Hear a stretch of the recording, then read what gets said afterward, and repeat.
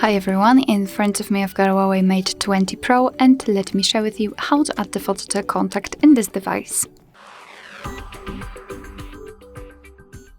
So let's start with opening your contact list, for example with the usage of the dialer, it does not really matter. Find the contact you'd like to edit and tap on it, so let me choose maybe this one. Now we have to tap on edit, it is right in the middle. And now let me quickly remove the photo. So this is what you will see after entering the number, the contact you'd like to customize. So let's simply tap on this profile picture at the top. And now you can either take a photo and then your device will open the camera app. So this is the best option to choose if you've got the person right in front of you and if you're able to catch a photo of him or her. Or you can choose a photo from the gallery. And I will choose this option. So let me tap on it.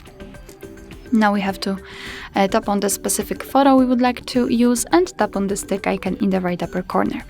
Now we can change the size of the photo, we can zoom it in or out, we can change the position of it, and thanks to this we can decide what we will see after saving the whole contact, because basically this highlighted circle is responsible for it.